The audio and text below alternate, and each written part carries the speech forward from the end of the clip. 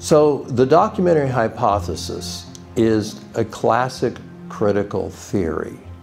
It is composed of four major strands, essentially four separate books. And so the idea is that the first form of the Torah actually was produced by individuals who collected tidbits and fragments of material, put it together into a document, and then over time Israel's religion developed along evolutionary lines to become ultimately what we now understand as the Torah. So what you have is that there were four different authors with different understandings of the history of Israel, different understandings of the history of the patriarchs, to some degree different theologies, and they each wrote their own version of the early history of the patriarchs and of the Exodus and the history of early Israel. And these four sources were then, in a long historical process, essentially cut into pieces and stitched together into the united Pentateuch. So that is the classic documentary hypothesis. With the start of the Enlightenment, and in the 18th century, 17th, 18th century, things began to change, and it began to change because of some of the work of Spinoza and Thomas Hobbes and what were they saying? They were observing differences in the text that seemed to be somewhat in conflict with each other, and they began also then to come up with and work with the notion of tradition. So that this was material that could have been passed on down in oral form from generation to generation, and so the written product is really a much later result of this very vibrant process of transmission. In the 17th and 18th centuries, they questioned the Mosaic authorship of the Pentateuch, of the Torah. Their arguments came mainly from what we would call source analysis. They tried to discern different sources in the text, and then they argued that these sources were put together by editors at a later time. We talk about scholarship really across the globe. They have bought into the idea largely that the Old Testament, and certainly the first 5 books, which are called the Pentateuch, were written at the time after the exile. So they're a theological invention of people then to try to create an origin history for Israel. A famous name is Julius Wellhausen. He was actually a professor in Göttingen. He took this attempt to discern different sources and he put it into an evolutionary framework because he was deeply influenced by the theory of evolution propounded by Charles Darwin at the time.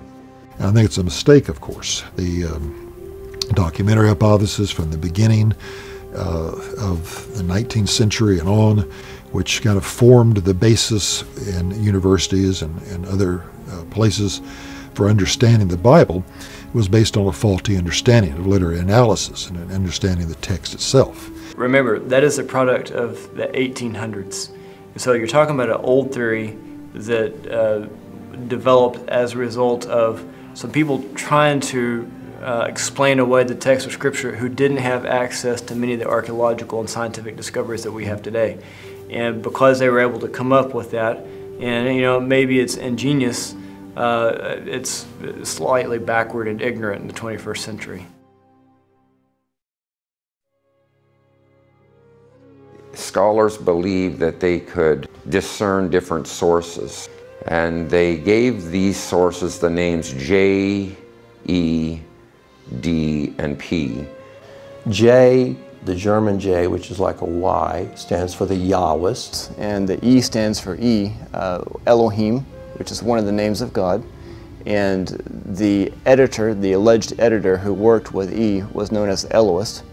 D is the bulk of the book of Deuteronomy, which they argue comes from the time of Josiah because he was renovating the temple and they discovered the book. And then P stands for the priestly source. They see a priestly school who later on, conforming all this for ritual use and for other use, and then later somebody comes in and makes a composite of all of this.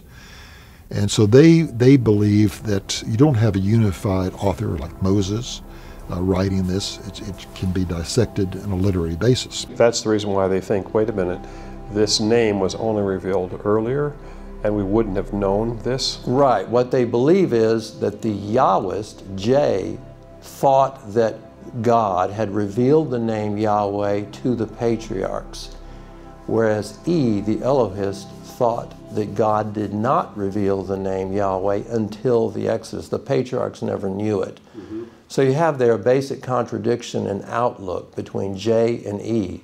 So when they write stories about the patriarchs, they are writing from a different perspective with different fundamental beliefs. Mm-hmm. So was it a sincere effort to try to understand why the two different names of God was being used in the beginning? Initially, I think it was. People saw that you sometimes see God called Yahweh, sometimes just God in the book of Genesis. And so initially, people thought, well, this is a key to what's going on in the Pentateuch, and tried to use that to better understand it. But with the ongoing enlightenment and a more secular view of biblical literature, people began to use it as a key for essentially unraveling the Pentateuch. That documentary hypothesis theory was developed in the 1800s, and it really hasn't changed a whole lot, but it was based upon a naive understanding of the way that the names for God were used. For example, Genesis chapter 1 uses the name for God Elohim, and then Genesis 2 uses the divine personal name of God. Jewish people say Hashem. I might say Yahweh. Mm-hmm. And so that name is the personal name of God used in chapter 2. Elohim is used in chapter 1. So the developers of the documentary hypothesis theory thought, well, did they have a problem with they thought, hey, there are two different names being used? Well, Yahweh, Hashem, is connected to the law. Mm-hmm. And so it was thought that over the evolutionary development of Israelite religion, that they went back in, a redactor went back in and added that and modified it. Okay, so basically these editors, or they called redactors, changed things. And, right. and that's the reason why some people are suggesting that Moses didn't write this, that someone else had actually written it maybe 1,000 years later? Not someone else, but multiple individuals. Based on originally the idea that the name of God early on took one form and then evolved over time to another. So they go from early to late. And on that basis, as they dissect these portions of the text, they assign them to different time periods and to different sources. So what you're saying is that they saw the name of God written one way in one part of a text, and they were seeing it another way, and they associate it with different authors? Well, for instance, we have the Yahwehist, the one who takes the name of God, then another, the Elohist, who takes the word Elohim, the technical term for God or gods, and sees those as very different authors, writing at very different times. So that term Elohim is the name for God that's connected to his more general cosmological work. And then when you move on, you come to the name Yahweh, or Jehovah as it's sometimes stated, and that refers to the personal covenantal name of God that he used to reveal himself to Moses. So are you saying that God has more than one name? God has more than one name, more than one title, just like I have more than one name, more than one title. For example, if I email you, it's got my name, my degrees, it says that I'm a director of something, it says that I'm a professor of something, it says I'm an administrator of something, and it has some other titles there for me too.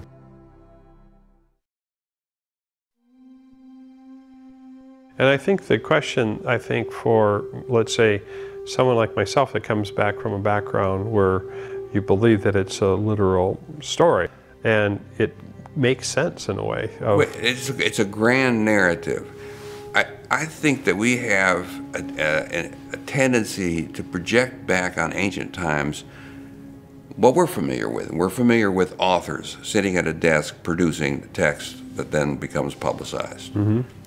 I don't think that authors necessarily function in the same solitary fashion as we do now. And it's it was much more of a community product. And that's Spinoza, this grand philosopher, thought that the inspiration, it wasn't so much that the Bible was inspired, but the people were inspired. Well, are they inspired by God, or are they inspired by just the beauty of are they just clever people? Well, they probably were clever people for sure.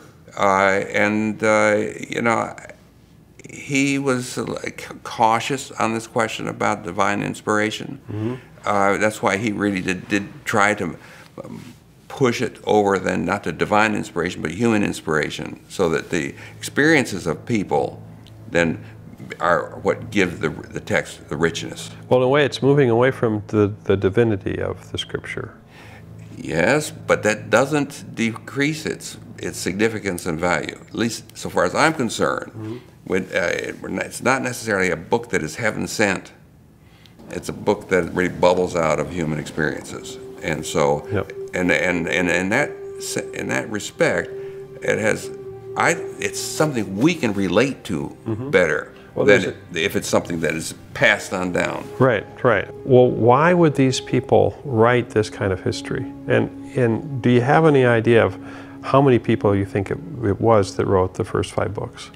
You know, it's curious that we don't have more information about the authors. That for some reason or other they chose to conceal their identity. Even if you say, well, didn't Isaiah write the book of Isaiah? Where does it say that in the book of Isaiah? I'm writing this. No, it's not stated, and even the Mosaic authorship is a later idea. When you say later idea, what do you mean by that? You mean, isn't it assumed that Moses wrote Genesis and? Some people assume it. Because it's collated, the story of from creation all the way through to the story of Joseph going into Egypt, and then the story of Exodus. It's a long narrative. It doesn't have to come from one person's pen. There's such a variety of literature that present there. Narratives, genealogies, laws, lists. It doesn't have to. It's more likely to my mind, that this came from many pens. Beginning in the 19th century, scholars recognized more than one hand in these works as we now have them. And if Moses had lived somewhere in the 13th century, BCE, we now know that the final form of the text did not take shape for several centuries later. So whatever Mosaic elements there are in the Pentateuch have been reworked by later writers, and we shouldn't disregard their views. In other words, they already were interpreting Moses, and then of course later scholars interpreted the interpretation, and so it has gone on into the modern period. So what does that mean, that people took the words of Moses, if Moses had written them down somehow, and that later writers, you're saying, well, I doubt that there was any written tradition. There may have been oral traditions. Okay. But remember, in the ancient world, people had fantastic memories. They could pass on stories for centuries. And so the later writers worked with traditions that are lost to us, documents we don't have and will never have, and above all, long oral traditions. And of course, things get garbled in time, but there is a kind of core that remains. And there are people in the Middle East today, uneducated people, who can write, who can recite their family history back 300 years. So oral tradition has to be, we know that behind the written form that we have, there are sometimes long oral traditions. Okay, and the reason why people are questioning it is because they, in this, what's it called, JD? Yes, J, E, D, and P. These are 4 sources, or schools of writers, if you wish, that one can recognize. And what the later editors have done is to blend all of these sources together in a way that we can't untangle them exactly. They knew things that we don't know and may never know. The question is, how did the writers, if there's more than one, how did they keep the theme together over all these years? Because this is written over hundreds of years, right? Is what Probably, you're saying. Yes. And so I don't understand. What I have a problem with is like, if there's all these independent writers, it seems like there's something that's cohesive that keeps it together. And that's what is called redactors, the editors.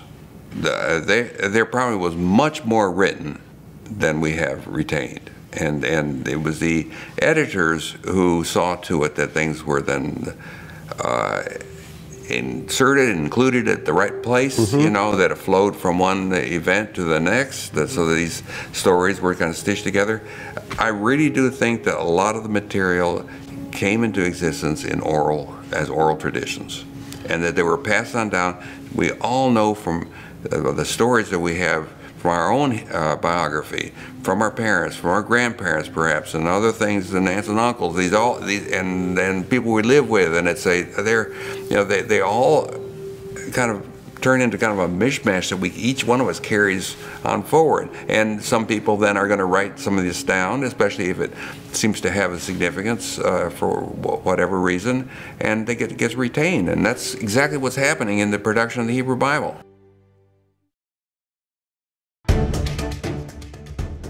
Documentary hypothesis from the beginning of the 19th century and on, which kind of formed the basis in universities and other places for understanding the Bible, was based on a faulty understanding of literary analysis and an understanding of the text itself.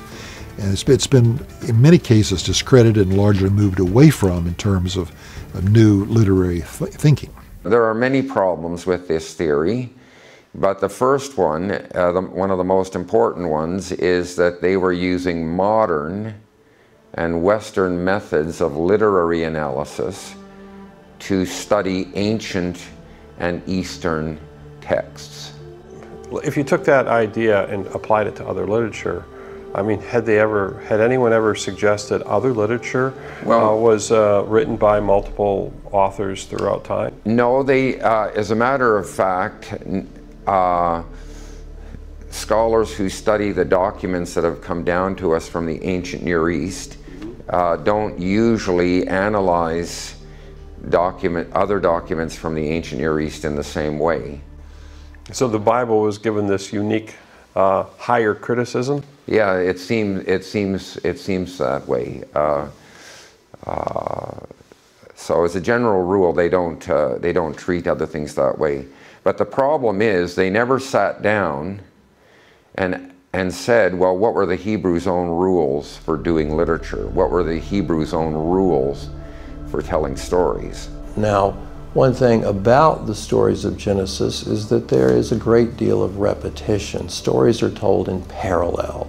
I mean, the most famous example of this is, there are 3 places where a patriarch says that his wife is his sister. So Abraham does it twice, and then Isaac does it once. And the 3 accounts are very similar to each other. Now, having parallel stories in the documentary hypothesis is evidence that they are different sources. In my opinion, that's completely wrong. It is evidence that they're from the same source, because you would, in telling a story, you would want to tell it in a way that you can remember it and that your audience can appreciate it. And ancient audiences love stories with parallels, stories in which similar things happen repeatedly. It's characteristic of a great deal of the literature. And so you have these parallel stories, which could be evidence of a way of orally making sure that you get the story right, because you highlight things that happened that were parallel to each other, that were kind of repeated. And again, it is not an indication of multiple sources, it's an indication of a single source. Was that the idea behind rethinking Genesis? That's a major point of rethinking Genesis, that the documentary hypothesis would say, well, look, you have one version of a story here, a different version there, they are from two different sources. What I would argue is no, the existence of parallels indicates that they are one source, and that they're never were thought of as contradictory. Mm-hmm. And so, again, if there is oral tradition, that could have been an aid to remembering it. And again, it is a way of perhaps seeing where the sources were and seeing that the sources were not contradictory. They were thought of as all part of a unified, parallel whole. For example, in Exodus chapter 6, you have a bunch of genealogies. Yeah. The German critics said, well, this is the P source. It's the priestly source because they were interested in genealogies. But that completely overrides the Hebrew's own rules for telling stories. Exodus 6 is an incredible series of the plagues. And Moses and Aaron are going to become famous by the miracles that are performed, by the plagues, the judgments against the gods of Egypt. And when, in a story, when someone becomes important, you always ask, well, where did this guy come from? And that's what the author's doing there in Exodus 6. He's stopping the story to tell you, well, where did these heroes come from? So instead of fitting the pattern of different sources, these things fit the patterns of ancient Semitic literature. And that wasn't anything that the Germans were aware of, was it? I mean, well, it's hard to know what they were aware of, but I mean, the issue is that those issues really come against the documentary hypothesis. Well, there was a German scholar by the name of Gesenius, and he did recognize that there was an earlier style of Hebrew and a later style of Hebrew, but in general, they did not have, the research on this idea has advanced tremendously just in the last 50 years. Mm-hmm. In fact, there's been a huge debate on this in the very last 10 years. We have strong linguistic reasons for believing that the texts of the Bible are pre-exilic, and I think even older than that. Yeah. But it cannot come from the exilic or Persian period. Yeah, and so it means that it pushes us back further and further to the fact that the Bible is saying that Moses was writing this document. Yeah, maybe you should consider the claims of the text. Maybe what the author in the text is claiming has some correspondence to reality and truth. Yep. You should honor the truth claims in the text instead of coming with the idea, well, see, these German critics were operating in the period of the Enlightenment where reason was king. So my human reason is king over everything, and I can discern, everything. And it's a little bit, it's kind of arrogant to think that we know better than the people who were writing 3,000 years ago. And why is that a problem for a scholar like yourself and other scholars that believe that Moses wrote the 5 books? Okay, apart from the evidential matters where I just don't think the evidence supports it, is the fact that you have internal contradictions in the Pentateuch. Again, if one group thought that the name Yahweh had been revealed, and the other group thought that they hadn't, and they have differing theologies, then essentially you have really 2 contradictory sources that contribute to the Pentateuch, and I think that's a problem. Yeah, in other words, why didn't one source just erase all the other names? Well, that's a reasonable surmise. If you think the other source is wrong, why didn't the person who stitched them together, assuming he had some opinion one way or the other, why didn't he delete the matter that he thought was wrong? Mm-hmm. So, yeah, another problematic. You wouldn't keep using the same name that the other editor was, he would have just revised it, wouldn't you? Right. So the documentary hypothesis not only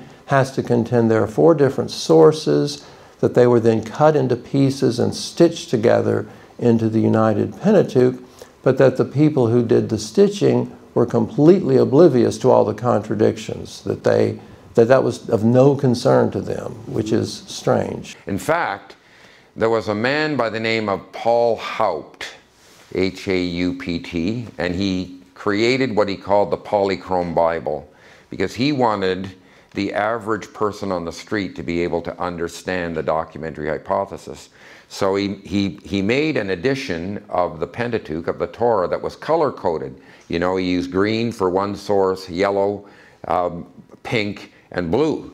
And that really shows how ridiculous the theory is, because he has like half a verse in blue and half a verse in pink, and the "and" that joins them is in yellow.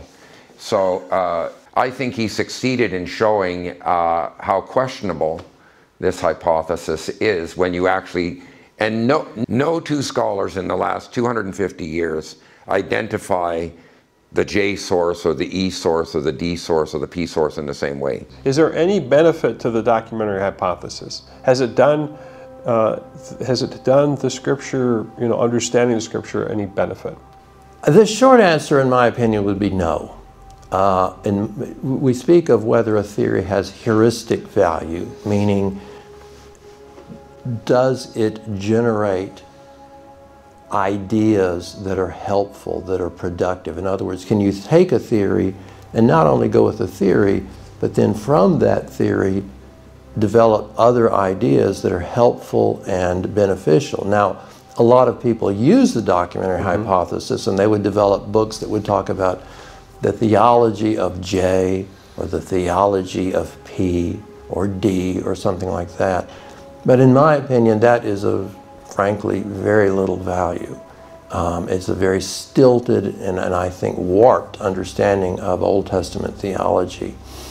So if I were to say, look for anything good, it would be that they did examine the text very carefully. Word by word analysis, looking for every occurrence of a word. So it was a very minute, detailed analysis.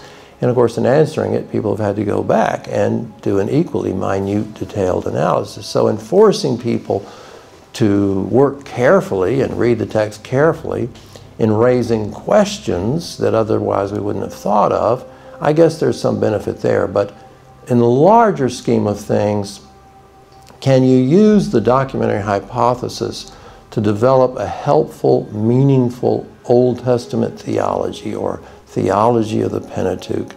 In my opinion, it is a detriment. It warps your view of the Old Testament. The documentary hypothesis, as in its classic form, is pretty much dead among many, many Old Testament scholars. Now, that doesn't mean that they've embraced, a conservative view of the Old Testament, have gone back to Moses or something like that. But especially in Europe, it would be hard to find any Old Testament scholar who holds to the classic documentary hypothesis.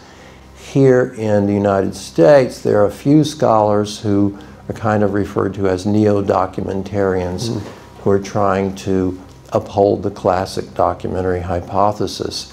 But in fact, today, although it is still taught as kind of the orthodox critical dogma, like in a freshman Old Testament class in a university, among working scholars, there are not many who really hold to it anymore. So it's kind of peculiar in that sense, because you got to have something to put in a textbook to tell students, okay, this is what scholars think about the origin of the Old Testament. And so frequently those books will just go with the traditional documentary hypothesis and other traditional theories, because it's kind of been to use this word, critical orthodoxy for over 100 years now. Yeah, and it's really funny that you'd say, so basically freshman students that are going to study the Bible or at a university are going to get information that's really out of date. They are getting obsolete information, that is correct. And the documentary hypothesis is really no longer as popular nor as supported. In certain niches it's still held and defended, but it's becoming more and more of a niche view. And so, again, this is not to say they're going in a conservative direction, but they're going in every direction. You can read 10 different scholars and get 10 different opinions about the origin of the Pentateuch.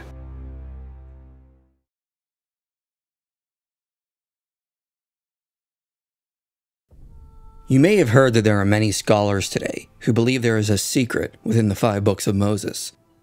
It was not originally a unified document, but was originally 4 separate sources that a redactor later combined into one. These original 4 sources had differences and contradictory stories, like different flood accounts or 2 separate creation accounts. The redactor combined them, attempting to make a unified document. This is called the Documentary Hypothesis, and it is a well-respected theory in the scholarship surrounding the Pentateuch and has a lot of scholarly proponents. However, there are also a lot of scholars that have challenged the Documentary Hypothesis and have argued the 5 books of Moses have a lot more unity than we realize. The Documentary Hypothesis is the view that the books of Genesis, Exodus, Leviticus, Numbers, and Deuteronomy were originally 4 separate sources called J, E, P, and D. J stands for the Yahweh source because it mostly wrote about God using the term Yahweh. E stands for the Elohim source because it mostly used the term Elohim for God. P is the priestly source, which included many of the priestly laws and holiness standards. And D stands for Deuteronomy. At some point, someone combined J, E, and P into the books we call Genesis, Exodus, Leviticus, and Numbers, and then Deuteronomy was included at the end as Moses' final speech to Israel. When this happened, many stories of Israel's history were combined. It's theorized there were 2 creation accounts that became Genesis 1 and 2. There were 2 flood stories combined into one, 2 stories of Joseph being sold into slavery, and 2 accounts of the plagues in Egypt. A redactor allegedly took all these stories and combined them into their present form. An early and very popular form of the Documentary Hypothesis was proposed by Julius Wellhausen. He said there were originally 2 sources, J and E. E was the history of the northern kingdom of Israel, and J was the history from the kingdom of Judah. It may have been written as early as the reign of Solomon. After the northern kingdom fell, the 2 were combined into J-E. Later during Josiah's reforms, D was produced. And then in the 6th century, P was written and later combined with J and E.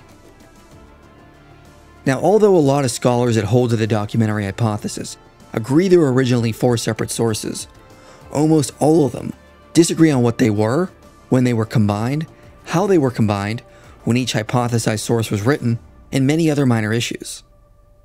To cover some examples, Yehezkel Kaufman argued P was actually much older and should date to the 8th century BCE. Zioni Zevit suggested P could be as old as the 10th century. Gordon Wenham suggested J and E were really originally one document. Noose moves E to the 7th century. John Van Seters descended from the consensus and placed J at a much later date, whereas Carr Berg pushed J back to around the 10th century.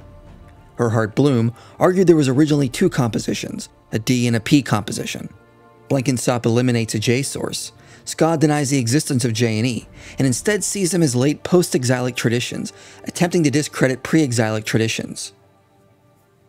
George Fisher says that when it comes to the hypothesized P document, there is a disconcerting variety of positions among scholars who are experts in the field. This applies to the extent of the passages attributed to P, to its character, and its historical setting. As a result, they were all talking about different things, albeit using the term P.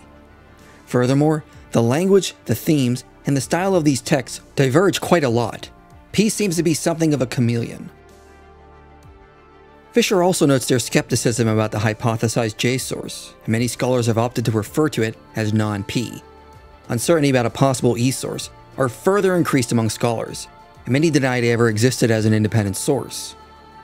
Other scholars hold to what is called the fragmentary hypothesis, which is the idea that there were various fragmented texts, documents, and oral traditions, and were combined when forming the Pentateuch. Some scholars opt for a supplementary hypothesis, which is the idea there was an early form of the Pentateuch, then it was slowly updated by a series of redactions and direct additions. And within these other two views, there were a variety of views as well. There are so many different approaches, it's impossible to cover them all. Scholars often seem to be working from entirely different premises. Jan Christian Gertz says, "The models continue to proliferate, but the communication seems only to diminish." Richard Hess, in speaking of the documentary hypothesis, says, "The concern here is that such widespread reordering of documents within the hypothesis destroys the neatly unified interpretation of the text, as advanced by its earlier proponents." So although proponents of the documentary hypothesis agree the Pentateuch was originally different sources, they all disagree on how to define them, how to separate each source out, and when they were written. So for this video, we'll just refer to the hypothesis as it is generally known. The idea J and E were combined into JE, then combined with P and Deuteronomy. Now, proponents of the documentary hypothesis do have reasonable arguments as to why they think the Pentateuch is a combination of 4 independent sources. For example, within the Pentateuch, we see stylistic variations, duplicate or similar narratives, repetitions, and different sections use different names for God, or different names for places and people. Mount Sinai is called Mount Horeb in other sections. Moses' father-in-law has 2 names. In fact, an early criterion for distinguishing between sources was that if a section of the Pentateuch used the name Yahweh, it likely was the J source, and if it used the term Elohim, it was either E or the P source. One of the biggest issues for source critics is finding a text with internal consistency. As Joel Baden says, "The hallmark of a unified composition, one created by a single author, is internal consistency. Consistency of language and style, consistency of theme and thought, and above all, consistency of story." So the goal is to separate out sections of the Pentateuch into different sources, so that we have internal consistency across the board.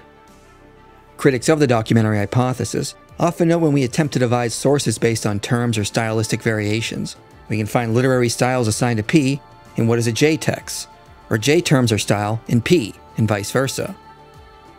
The scholar Joel Baden responds by noting that the defining criterion should actually be narrative flow.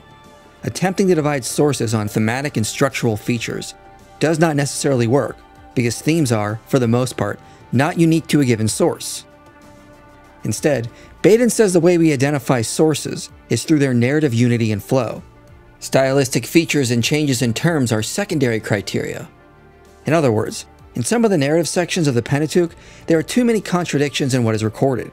We take something like the flood account and split it up based on the differences in the narrative, like how many animals were brought onto the ark, or which type of bird Noah released, then 2 distinct narratives emerge. Narrative flow should be the defining characteristic for determining sources on Baden's account. Although the documentary hypothesis has many proponents, it appears to have just as many, or even more, critics. In European scholarship, the documentary hypothesis has mostly fallen out of favor. Christine Hayes summarizes many of the problems with the hypothesis. One being that the whole approach may be an attempt to thrust our cultural standards onto the ancient world, and not read the Pentateuch alongside how other ancient texts were composed. Sometimes picking apart the sources can become dry and mechanical, sometimes to the point of absurdity. Some of the people who have carried this method to its extreme will go through and almost word for word, this is J, this is E, the next word is P. It's quite remarkable how certain they feel that they can break things down almost on a word-to-word basis, as if an editor sat there with scissors and paste and were cutting out word for word and putting them together. It sometimes can reach heights of absurdity, and it can really destroy the power of a magnificent story sometimes when you carve it up into pieces that on their own don't really make all that much sense. It needs to be remembered that the documentary hypothesis is only a hypothesis. None of the sources posited by critical scholars has been found independently. We have no copy of J, we have no copy of E, we have no copy of P by itself or D by itself. So these reconstructions are based on guesses. Some of the criteria invoked for separating the sources are truly arbitrary and extraordinarily subjective. They are sometimes based on all sorts of unfounded assumptions about the way texts were composed in antiquity. And the more that we learn about how texts in antiquity were composed, we realize that it's perhaps not unusual for a text to use two different terms for the same thing within one story. Since we find texts in the 16th, 17th century BCE on one tablet using two different terms for a story, for two different terms to connote the same thing. So the criteria that are invoked for separating sources often ignore the literary conventions of antiquity. And the more that we learn about that, the better able we are to understand the way the biblical text was composed. In my view, one of the biggest problems is the documentary hypothesis ignores many literary conventions of the ancient Near East. It assumes doublets, repetitions, and variations are best explained by positing a combination of different sources, instead of them merely being aspects of the literary conventions of the ancient world. As many scholars have asked, if the doublets in the final form of the Pentateuch were not a problem for the hypothesized redactor, why would they have been a problem for an original author, who could have composed a Pentateuch with these features? Many years ago, Kenneth Kitchen presented a survey of various texts from the ancient world that have many of the features we find in the Pentateuch. He said that Hebrew literature shows very close external stylistic similarities to the other ancient Oriental literatures, among which, and as part of which, it grew up. Now, nowhere in the ancient Orient is there anything which is definitely known to parallel the elaborate history of fragmentary composition and conflation of Hebrew literature, or marked by just such a criteria as the documentary hypotheses would postulate. Kitchen cites the Karnak Poetic Stele and the Gebel Barkal Stele, which contain duplicate accounts, first in general terms, and then followed by a narrative in more specific terms. Royal inscriptions from Urartu have doublets of victories achieved by the king. Kitchen says we have an H source, brief fixed style, Howdy the Victor, and K source, detailed, varying formula, king as victor, if conventional literary criticism be applied. We see deities are called by different names or titles in different sections of unified works. On the Berlin Stele, we see multiple names and titles used for the god Osiris. In the Laws of Lipit Ishtar, Enlil is called by another name in the prologue. In the prologue of the Coda Hammurabi, we have Ishtar, referred to by two names, and Nintu, also called Mama. Multiple deities in the Enuma Elish have different names. The same phenomena can be seen in Canaanite, Old Arabian, and Hittite texts. Using different names is not necessarily a sign of a different author. As George Fisher remarked, the change between name and general noun, with or without article, seems to indicate specific nuances, according to the context and speaker. For varying place names, like Sinai and Horeb, the Merneptah Stele uses 2 names for Egypt, and 5 names for the city of Memphis. On the Stele of King Kamos, we see 5 different terms for boat varied throughout. In the contendings of Horus and Seth, we see 2 forms of personal pronouns.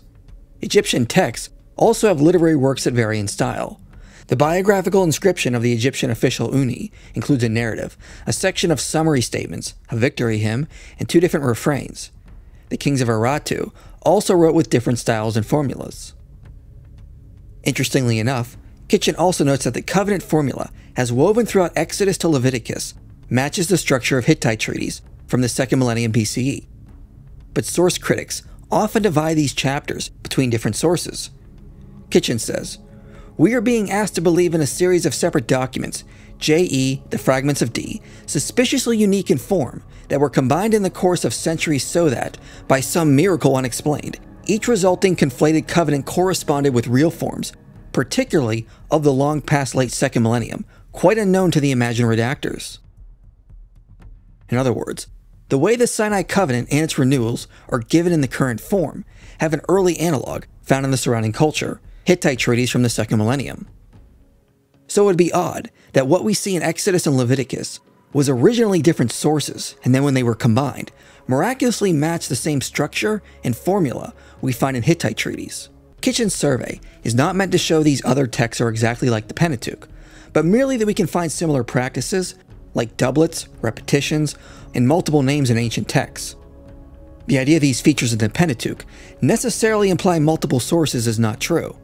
Original texts could use these same techniques without being a patchwork of multiple sources. As Joshua Berman said, examples serve as a warning flag for scholars looking to parse the text on the basis of their own notions of literary unity. the ancient text is a minefield of literary phenomena that are culturally dependent. The diachronic scholar, who treads there based solely on his own modern notions of literary unity, risks serious interpretive missteps. Additionally, other scholars have found similar results when analyzing other ancient texts. Joshua Berman adds that in the Sephira treatise, the pronouns switch between singular and plural.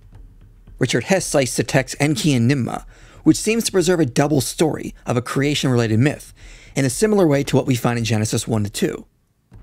Ellis Baker and A. Wells note the Middle Egyptian tombs contain formulas in classical Middle Egyptian, but contain articles of colloquial speech not found in Middle Egyptian, thereby switching back and forth from different types of language. James W. Watts notes Egyptian myths, mortuary autobiographies, and royal inscriptions often switch from prose to hymnic poetry and back again.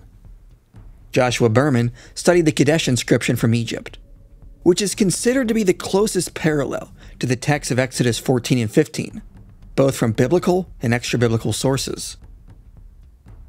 So many scholars have noted the style and nature of the Kadesh inscription likely had early influence on biblical styles of writing.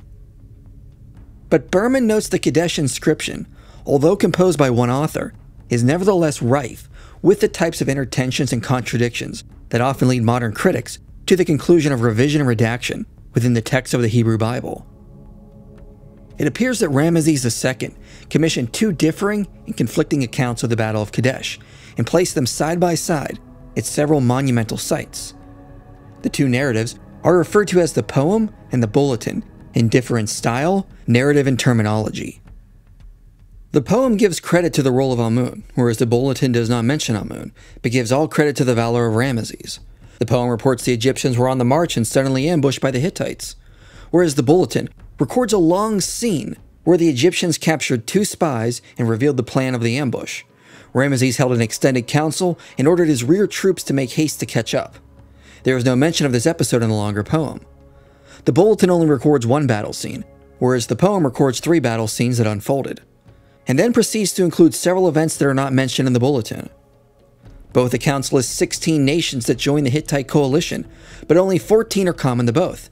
2 differ in both accounts, and neither are written in the same order.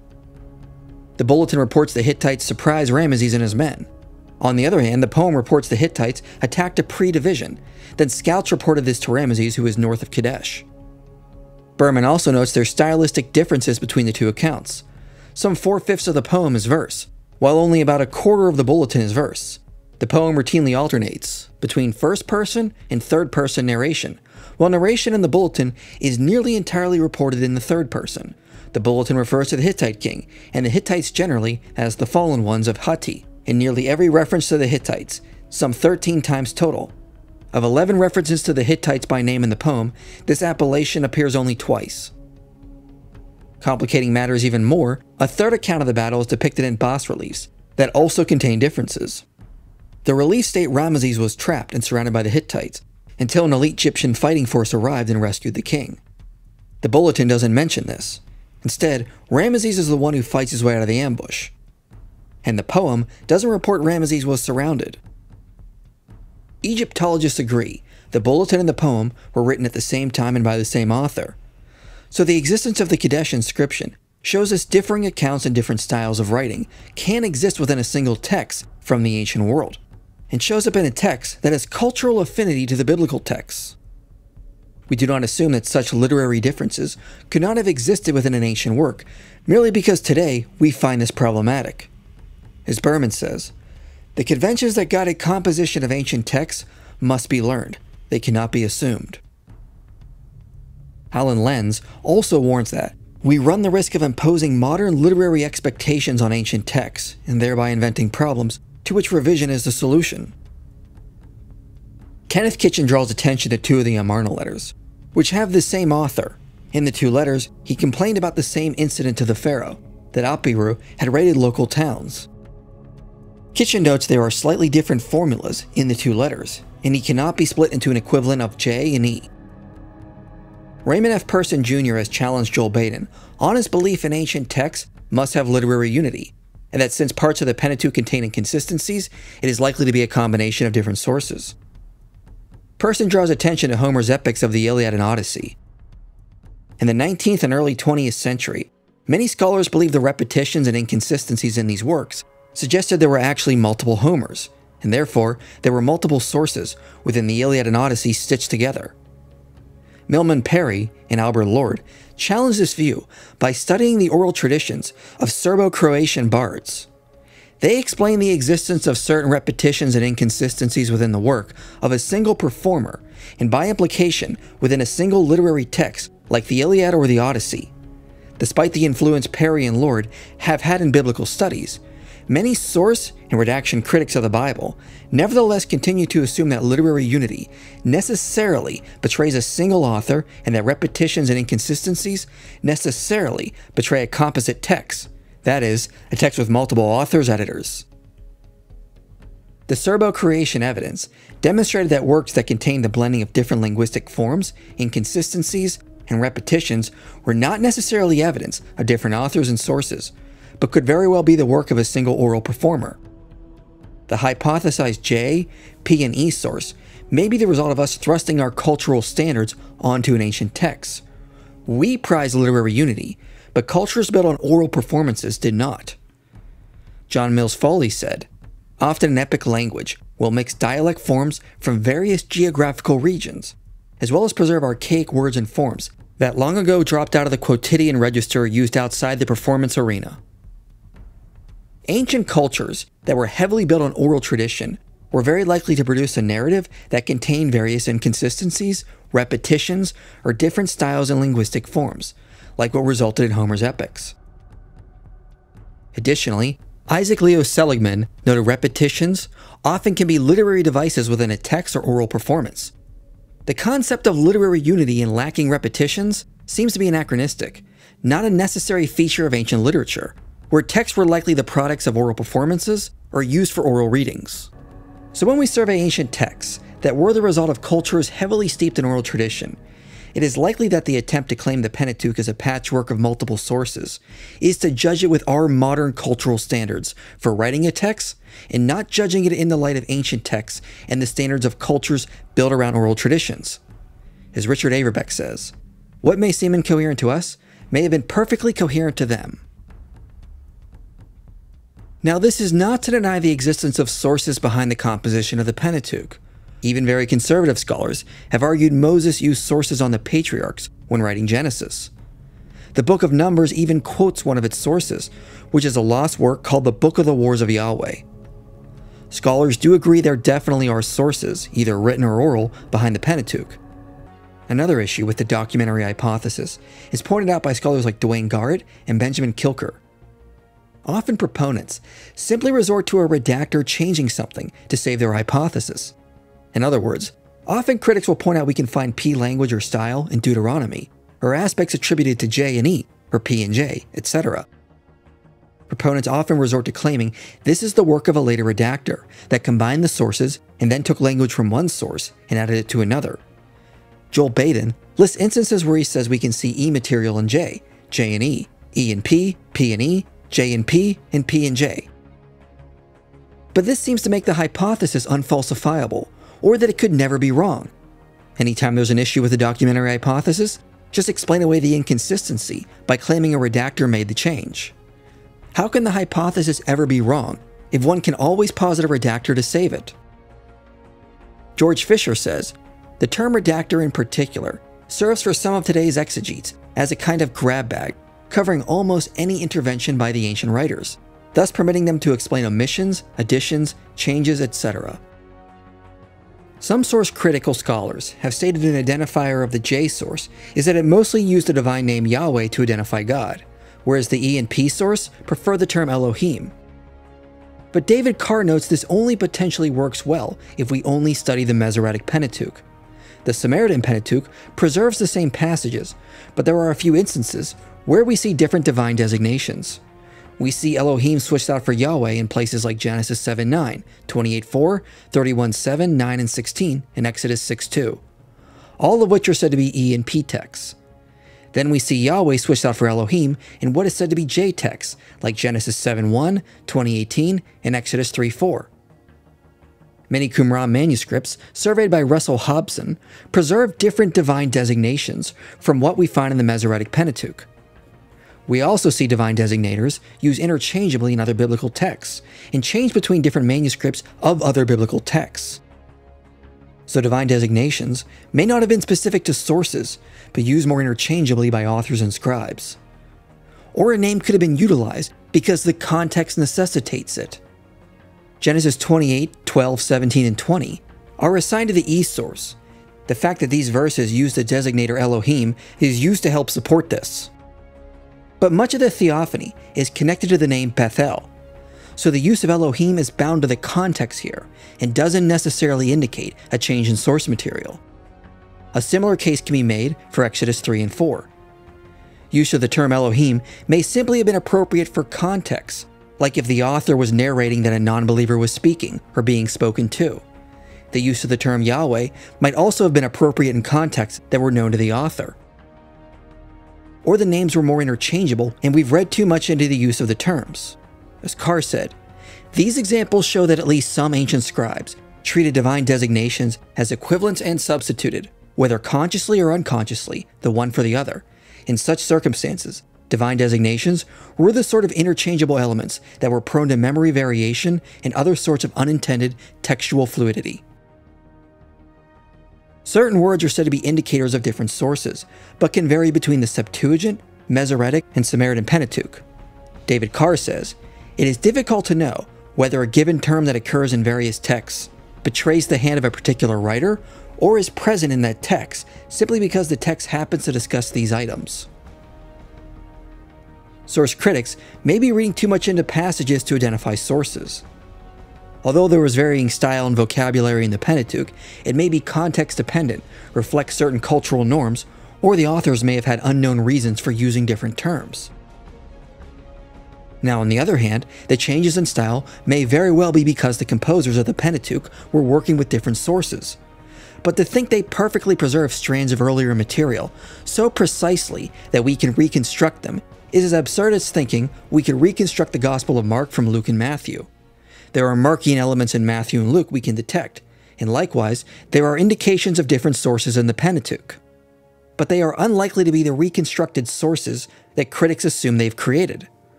Another issue is source critics, in attempting to break the text up into different sources, often destroy connections within the Pentateuch that display the unity of the text. At times, what is designated as a priestly text may allude or hint to something that is happening in a J or an E text, as T. Desmond Alexander said in responding to Baden.